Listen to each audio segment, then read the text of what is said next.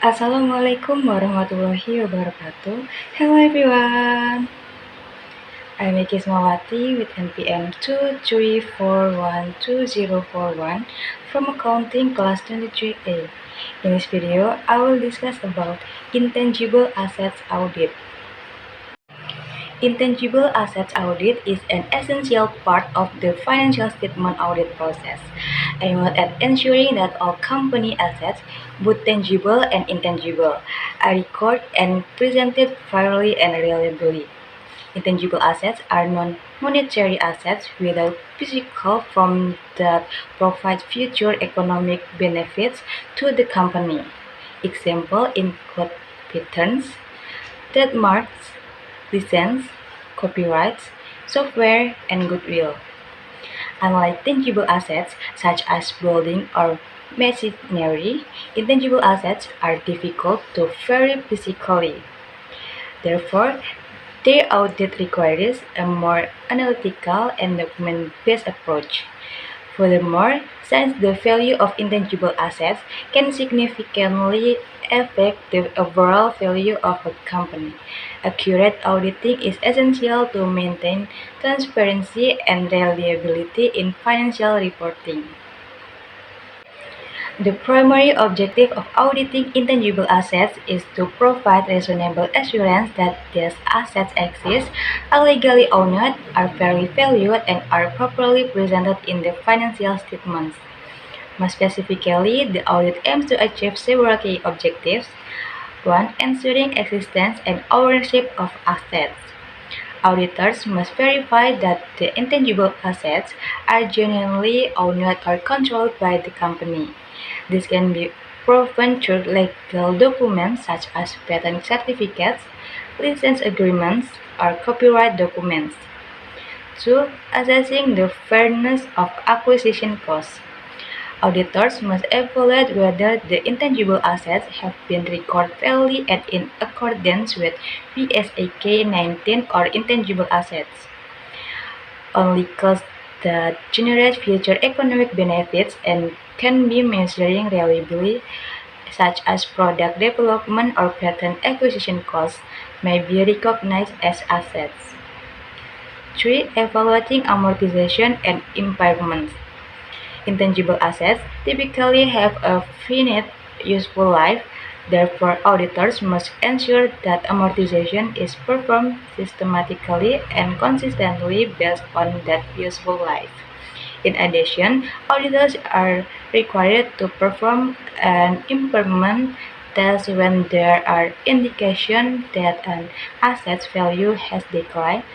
For instance, when a patent product is no longer marketable or when the related technology becomes obsolete. 4. Assessing presentation and disclosure in financial statements. Auditors examine whether the company has presented intangible assets completely and transparently in its financial statements. Information to be disclosed includes the type of intangible assets, the amortization method used, the asset's useful life, the carrying amount at the end of the reporting period, and disclosure of any impairments lasting if applicable. And 5. Preventing asset value manipulation. Because intangible assets cannot be physically verified, they are often used to manipulate financial statements, for example, by inflating goodwill or recording research expense as assets. Auditing helps prevent such practices to ensure the financial statements reflect the company's true condition. Overall, auditing intangible assets ensures that financial statements are relevant, reliable, and compliant with generally accepted accounting principles. And next, procedure for auditing intangible assets. To achieve the audit objectives, auditors must follow several systematic procedures including 1. Document and legally review.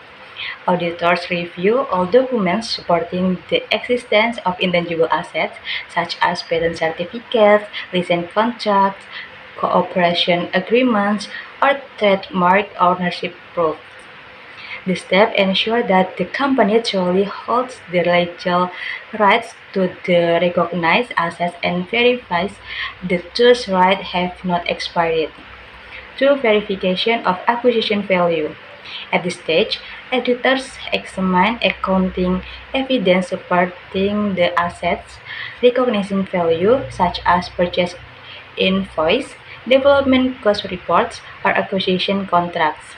Auditors must also confirm that the capital costs met the recognition criteria, that they are reliably measurable and provide future economic benefits. 3. Amortization and impairment review. Auditors evaluate whether the amortization method used is appropriate for the asset's characteristic and consistent year over year. For example, the straight line method is commonly applied to amortize software or a license.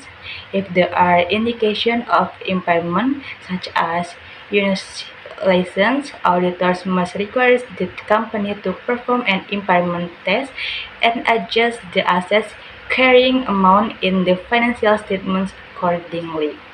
And 4. Review of presentation and disclosure. The final stage ensures that all intangible assets are presented and disclosed transparently in the financial statement in accordance with PSAK 19. Auditors assess whether the disclosure provides sufficient information for users of financial statement to evaluate the asset value and associated risks. In practice, the audit of intangible assets is often faced with several challenges, such as 1. Difficulty in determining fair value, since assets like trademarks or goodwill often lack active markets for comparison. 2. Misclassification of expense, such as recording research or promotional costs as assets when they should be expense. 3. Overstated goodwill, resulting from unrealistic acquisitions or lack of periodic revaluation. And 4. Insufficient legal evidence, such as expired patents or license, which might expose the company to legal risks. These issues require auditors to possess a strong understanding of accounting standards and applicable legal regulations to ensure accurate audit results. So, it can be concluded that the audit of intangible assets plays a vital role in maintaining the reliability, transparency, and integrity of a company's financial statements. Through this audit, auditors ensure that a company's non-physical assets truly exist, are legally owned, fairly valued, and disclosed in accordance with PSAK 19.